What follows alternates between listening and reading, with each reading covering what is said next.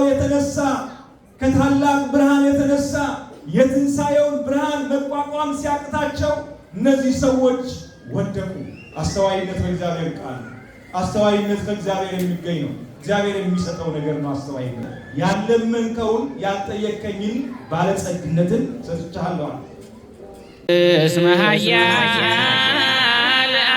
አንተ እኩት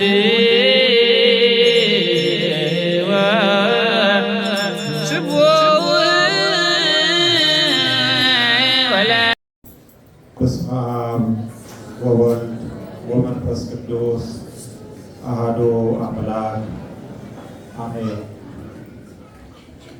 ክቡር አባታችን ክቡር መልአከ ሰላም ጌታነህ እንዳለ የደብራችን ዋና አስተዳዳሪ፣ ክቡራን አባቶቼ ካህናት፣ ወንድሞቼ ዲያቆናት፣ በዚህ በቅዱሱ ስፍራ በእግዚአብሔር ቸርነት ተጠብቃችሁ የተገኛችሁ ምዕመናንና ምዕመናት እንደምን አደራችሁ? ድምፃችሁ አይሰማም። እንደምን አደራችሁ? እንደምን ሰነበታችሁ? እንደምን ቆያችሁ? አሜን። አምላካችን እግዚአብሔር ሳይገባን በዚህ ቅዱስ ስፍራ ላይ ተገኝተን እንድናመሰግነው ይችን ቀን በእድሜያችን ላይ የጨመረልን ለኃጢአታችን ለበደላችን ክፋት ሳያጠፋን ምሕረቱን ቸርነቱን ይቅርታውን ያበዛልን ቸሩ አምላካችን እግዚአብሔር ለዘላለም ስሙ የተመሰገነና የተወደሰ ይሆንልን። መጻሕፍትን ያስተውሉ ዘንድ አእምሯቸውን ከፈተላቸው። የሉቃስ ወንጌል ምዕራፍ 24 ከቁጥር 45 ላይ የምናገኘው ቃል ነው። ይህንን ቃል ሁላችሁ ድምፃችሁን ከፍ አድርጋችሁ ከኔ ጋር ትላላችሁ። መጻሕፍትን ያስተውሉ ዘንድ አእምሯቸውን ከፈተላቸው። ስለ ቃሉ የአምላካችን ስሙ የተመሰገነ ይሁንልን። ለእኛም የምንሰማውን ቃል እናስተውል ዘንድ ለሁላችንም የልቦናችንን ዓይን ይከፍትልን ዘንድ ማስተዋሉን ጥበቡን ያድለን ዘንድ የአምላካችን መልካም ፈቃዱ ይሆንልን። ይህ ቃል በሉቃስ ወንጌል ምዕራፍ 24 ከቁጥር 45 ላይ ተጽፎ የሚገኝ ቃል ነው። በዛሬው ዕለት በቅዳሴው መካከል መሪው ካህን ያነበበው የመጽሐፍ ቅዱስ ክፍል የወንጌል ክፍል ከዚህ ጀምሮ እስከ ፍጻሜ ያለው ክፍል ነው። ይህ ቃል እጅግ አስደናቂ ቃል ነው። አእምሯቸውን ከፈተላቸው፣ ማስተዋል ጥበብን ሰጣቸው። የተጻፈውን ቃል በነቢያት የተነገረውን ትንቢት በልዩ ልዩ አባቶቻችን የተጻፈውን መንፈሳዊ ዕውቀት ያስተውሉ ዘንድ መጻሕፍትን ያስተውሉ ዘንድ የተባለውን ይረዱ ዘንድ ያውቁ ዘንድ አስተዋይ የሆኑ ዘንድ ካለማወቅ ወደ ዕውቀት ወደ ማወቅ ይሸጋገሩ ዘንድ ጠቢባን የሆኑ ዘንድ አእምሯቸውን ከፈተላቸው። ምናቸውን ከፈተላቸው? ምናቸውን ከፈተላቸው? አእምሯቸውን ከፈተላቸው። አእምሮ ማስተዋል ካልቻለ፣ አእምሮ የሰማውን ያየውን ነገር ማገናዘብ ካልቻለ የሰው ልጅ በትክክለኛው መንገድ መመላለስ አይችልም። እግዚአብሔር የሚወደውንና የሚፈልገውን ነገር ማድረግ አይችልም። እግዚአብሔር የሚወደውንና የሚፈልገውን ነገር ማድረግ እንዲችል ደግሞ መንፈሳዊውን ልብ መንፈሳዊውን ዓይን ከፍቶ ማስተዋል ይችሉ ዘንድ ማድረግ የሚችለው ደግሞ እግዚአብሔር ነው። አእምሯቸውን ከፈተላቸው የተባሉት በጊዜው ጌታችን መድኃኒታችን ኢየሱስ ክርስቶስ ከትንሣኤው በኋላ ከእነርሱ ጋር ለብዙ ጊዜ እየተገለጠ ያስተምራቸው፣ ይመክራቸው፣ ስለ ትንሣኤው ይመሰክርላቸው የነበሩ ሐዋርያት እንዲሁም 72ቱ አርድእት በጠቅላላ 120 ቤተሰቦቹ ናቸው። ጌታችን ከ5000 ገበያ የሰበሰባቸውና የመረጣቸው ከ5000 ሰው ወይም ደግሞ 5 ገበያ ከሚሆኑ ሰዎች እርሱን ይከተሉ ከነበሩ ከ5 ገበያ ሰዎች ቤተሰቡ አድርጎ የመረጣቸው 120 ሰዎችን ብቻ ነው። እነዚህ 120 ቤተሰብ የተባሉት 12ቱ ደቀ መዛሙርት፣ 36ቱ ቅዱሳት አንስትና 72ቱ አርድእት የሚባሉ ናቸው። እነዚህ የጌታችን እጅግ የቅርቡ ሰዎች፣ ቤተሰቡ፣ ብዙ ምስጢሩን የነገራቸው፣ ለሌሎች የተሰወረባቸው ምስጢር ገልጦ ያስተማራቸው የክርስቶስ የቅርቡ የሚባሉ ሰዎች ናቸው። እነዚህ ሰዎች ከትንሣኤ በኋላ በተለይም ጌታችን መድኃኒታችን ኢየሱስ ክርስቶስ ከሞት ከተነሳ በኋላ እነዚህ የቅርብ ቤተሰቦቹ ተረብሸው ነበር። በልቦናቸው ውስጥ ጥርጣሬ ገብቶ ነበር። ለምንድን ነው የተረበሹት? እነዚህ ሰዎች ምንድን ነው የረበሻቸው? በልባቸው ውስጥ ጥርጣሬ እንዲገባ ያደረገው ምንድን ነው ስንል ጌታችን መድኃኒታችን ኢየሱስ ክርስቶስ ሁላችንም እንደምናውቀው የትንሣኤ ዕለት ሞትን ድል አድርጎ ሞትን አሸንፎ ከሞት ሲነሳ በታላቅ ግርማ ወተንሥአ እግዚአብሔር ከመ ዘንቃም ለሕያዋን ብሎ ቅዱስ ዳዊት እንደተናገረው ከሞት ፈጥኖ ሲነሳ ሞትን ድል አድርጎ ሲነሳ በመቃብሩ ስፍራ የጌታችን የመድኃኒታችን የኢየሱስ ክርስቶስን ትንሣኤ ለማስቀረት ወይም ደግሞ እንዳይነሳ እንዲጠብቁ በዚያ የተመደቡ ወታደሮች ነበሩ። ምኖች ነበሩ? ወታደሮች ነበሩ። መቃብሩን በመሳሪያ እንዲጠብቁ ሲደረጉ ክርስቶስ አስቀድሞ በሦስተኛው ቀን ከሙታን እንደሚነሳ ሲናገር ስለነበረ እርሱን የገደሉትና የቀበሩት ከሞት እነሳለሁ ብሎ ሲናገር ሰምተነዋልና እንዳይነሳና ሌላ ሁከት እንዳያስነሳ በወታደር መቃብሩ እንዲጠበቅ ፍቀዱልን ብለው ጲላጦስን ለምነውት በጲላጦስ ትእዛዝ ከ400 በላይ ወታደሮች በመቃብሩ ስፍራ ተመድበው ይጠብቁ ነበር። የጌታችንን ትንሣኤ ለማስቀረት ጌታችን መድኃኒታችን ኢየሱስ ክርስቶስ ከሞት እንዳይነሳ ለማድረግ የሚጠብቁ ወታደሮች ተመድበው ነበር። ነገር ግን ጌታችን መድኃኒታችን ኢየሱስ ክርስቶስ በፈቃዴ ነፍሴን አኖራታለሁ፣ በፈቃዱ ለመሞት የመጣ ነፍሱን ለወዳጆቹ ሊሰጥ የመጣ አምላክ ነውና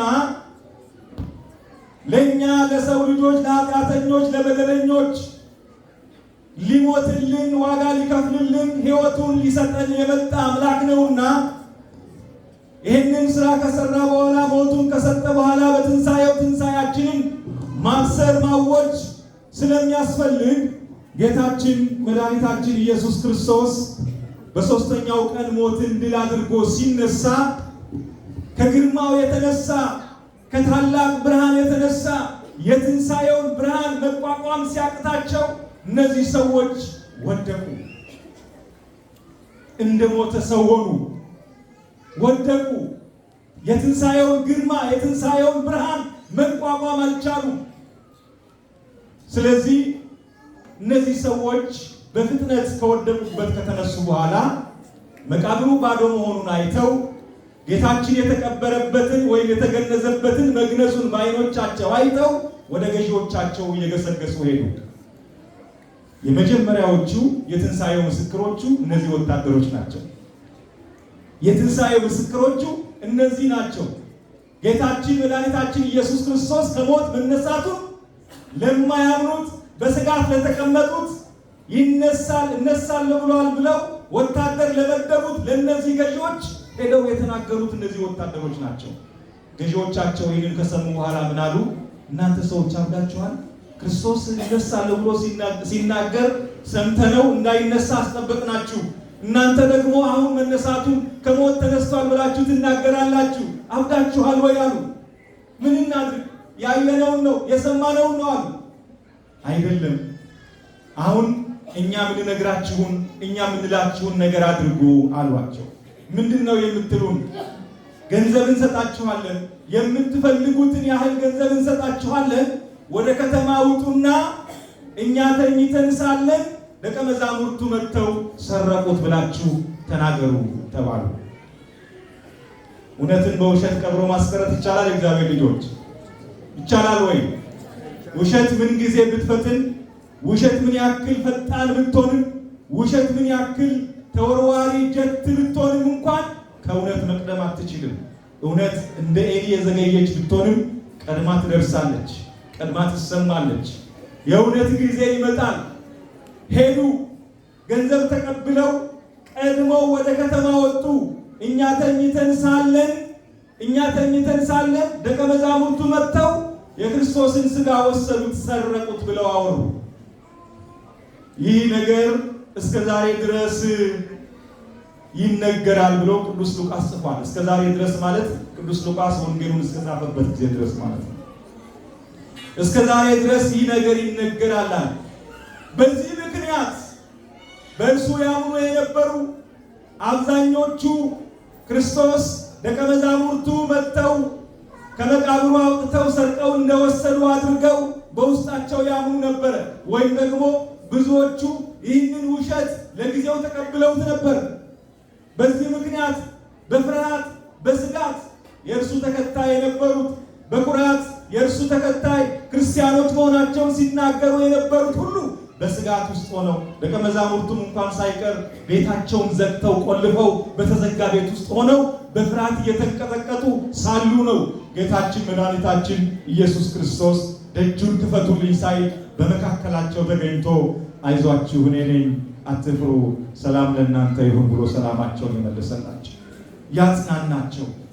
ይሄንን ካለም በኋላ ጌታችን ኢየሱስ ክርስቶስ 40 ቀን ሙሉ አንዴ ወደ ኤማሁስ መንገድ ለሚሄዱት ለሁለቱ፣ አንዴ ደግሞ ለሐዋርያቱ በተዘጋ ቤት ውስጥ፣ አንዴ በጥብርያዶስ ባህር ዳርቻ በተለያየ ቦታ እየተገለጠ ከሞት የተነሳው እርሱ ከመሞቱ በፊት የሚያውቁት ኢየሱስ ክርስቶስ ሥጋን የለበሰ የእመቤታችን የቅድስት ድንግል ማርያምን ሥጋ ለብሶ የተገለጠ ከእነርሱ ጋር አብሯቸው የነበረ አብሯቸው የበላ ታምራትን ያደረገ ሙታንን ያስነሳው የታመመውን የፈወሰው እርሱ መሆኑን እንዲያውቁ እንዲረዱና እንዲያምኑ በመካከላቸው እየተገለጠ ከእነርሱ ጋር አብሮ እየበላ በመካከላቸው አንድም 2 3 ጊዜ 4 ጊዜ እየተገለጠ እያስተማራቸው እስከ 40ኛው ቀን ድረስ ቆየ።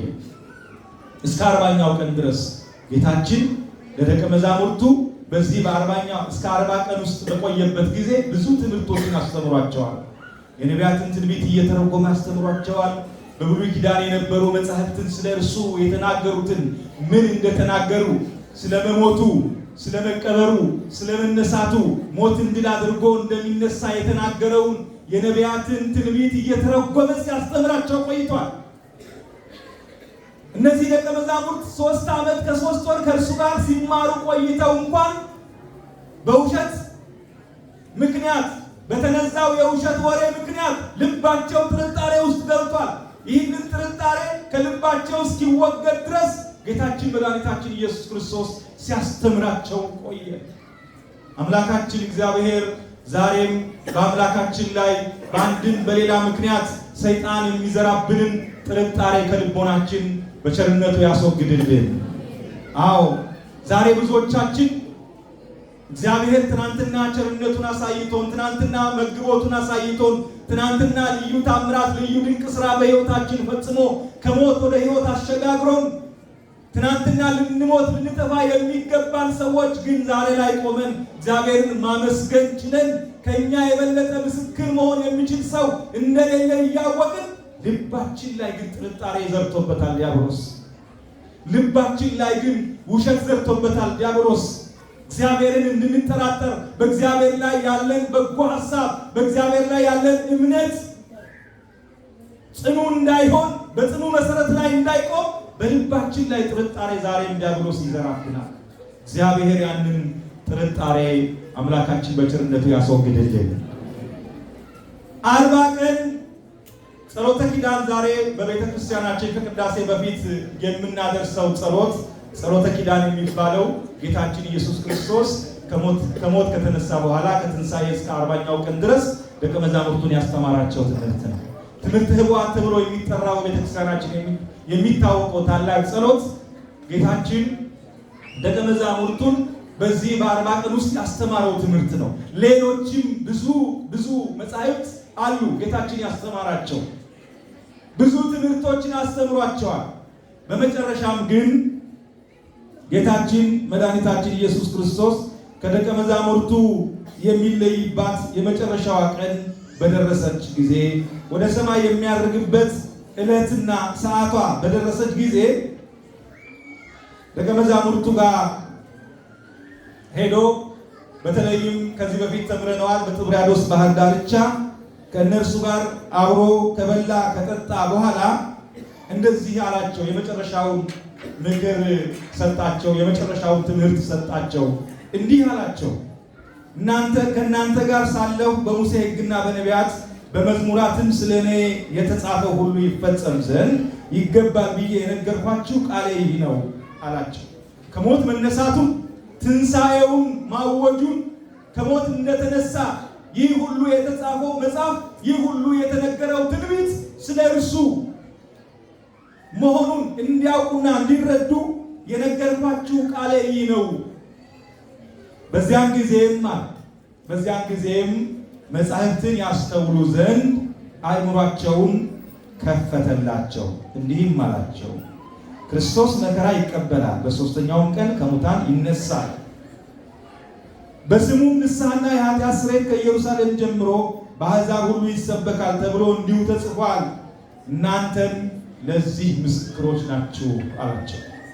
ከሞት መነሳቱን ትንሣኤውን እርሱ ራሱ ጌታችን መድኃኒታችን ኢየሱስ ክርስቶስ በትክክል ከሞት እንደተነሳ አስረድቶ አስተምሮ ደግሞም አእምሯቸው መጻሕፍት ላይ የተጻፉትን ቃላት በሙሉ ስለ እርሱ የተነገሩትን በሙሉ ማስተዋል ይችሉ ዘንድ ካደረጋቸው በኋላ እናንተ ለዚህ ምስክሮች ናችሁ አላቸው። የትንሣኤው ምስክሮች ሐዋርያቱ ናቸው። የትንሣኤው ምስክሮች ጌታችን መድኃኒታችን ኢየሱስ ክርስቶስ ከሞት መነሳቱን ለዓለም የመሰከሩ ከኢየሩሳሌም ጀምሮ እስከ መላው ዓለም ድረስ የክርስቶስን ከሞት መነሳት የመሰከሩት ደቀ መዛሙርቱ፣ ተከታዮቹ፣ ቤተሰቦቹ 120 ቤተሰቦቹ ናቸው። ለዚህ እናንተ ምስክሮች ናችሁ አላቸው። የትንሣኤው ምስክሮች ይህንን ያላቸው ይህንን ያረጋገጠላቸው መጻሕፍትን በሙሉ እንዲያስተውሉ ልቦናቸውን ከከፈተላቸው በኋላ ነው። ዛሬ በቤተ ክርስቲያን ብዙ አይነት መጻሕፍት ይነገራል፣ ይገለጣል፣ አንድምታው ይተረጎማል። ሰዓታቱ፣ ማህሌቱ፣ ውዳሴ ማርያሙ፣ መልካ ማርያሙ፣ መልካ ኢየሱሱ፣ አንቀጸ ብርሃኑ፣ ሌላውም የቤተ ክርስቲያን ትምህርት መልካ ማርያም፣ መልካ ኢየሱስ፣ ሌሎችም መልካ መልኩ ሁሉ እየተተረጎመ ይነገራል። ስንቶቻችን አስተውለን እናውቃለን? ስንቶቻችን የምንሰማውን ቃል ከልባችን ጽፈን በተጻፈው ቃል መሰረት እንኖራለን? አስተዋይነት ከሁላችንም ጎድሏል።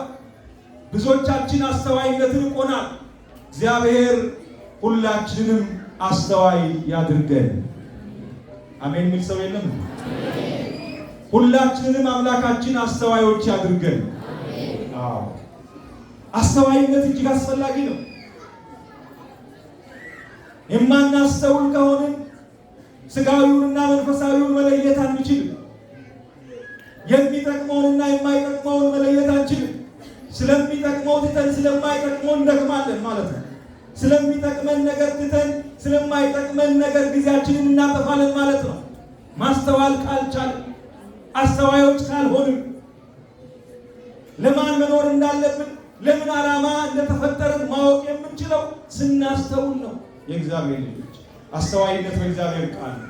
አስተዋይነት ከእግዚአብሔር የሚገኝ ነው። እግዚአብሔር የሚሰጠው ነገር ነው አስተዋይነት። ሰው ፕሮፌሰር ስለተባለ ሰው ዶክተር ስለተባለ አስተዋይ ነው ማለት አይቻልም።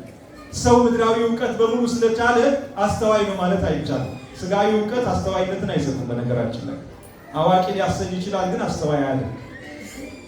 አስተዋይነት ከእግዚአብሔር የሚገኝ ነው። አስተዋይነት የእግዚአብሔር ስጦታ ነው። መንፈሳዊ ጥበብ ከእግዚአብሔር የሚሰጥ ነው። ሰለሞንን ታስታውሱ እንደሆነ ሰለሞን ንጉሥ ሆኖ ሲሾም የ12 ዓመት ጨቅላ ነው።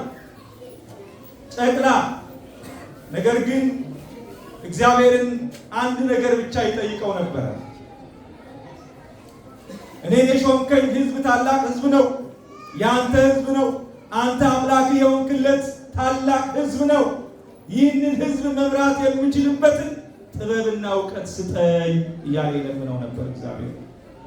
እግዚአብሔር ከዕለታት አንድ ቀን ተገለጠለት በሕልሙና ለሰሎሞን ምን ላድርግልህ አለ። ሰሎሞን እንዲህ አለ፣ ጠግቤ አንተን እንዳረሳ አንተን እንዳላሳዝን ባለጸግነትን አትስጠኝ፣ ደግሞ ሕዝብህን መምራት የምችልበትን ጥበብና እውቀት ማስተዋል ስጠኝ። ስለዚህ እግዚአብሔር እጅግ በጣም ተገረመ፣ ተደነቀ። እንዲህ አይነት ልመና እንዲህ አይነት ጥያቄ የጠየቀው የለመነው ሰው የለም። ስለዚህ አለ ያለመንከውን ያልጠየቀኝን ባለጸግነትን ሰጥቻለሁ።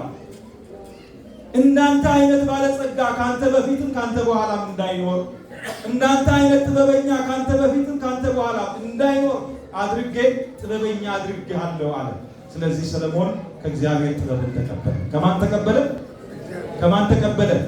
ዓለም የተደነቀበት ጥበበኛ ሰሎሞን ነው። ዓለም የተደነቀበት የዓለም ነገስታት የዓለም አዋቂዎች ጥበቡን ለማድነቅ ወደ እርሱ የሚጓዙበት ሲተሙ የነበሩ ታላላቅ ጥበብ ጠቢባን ወደ እርሱ ጥበቡን ለማየት የሚሄዱት ጥበበኛነቱን ከእግዚአብሔር የተቀበለ ስለሆነ ነው።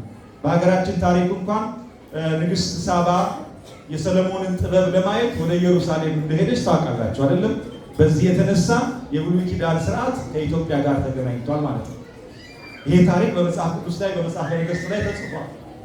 ስለዚህ ጥበብ ከእግዚአብሔር የሚሰጥ ነው።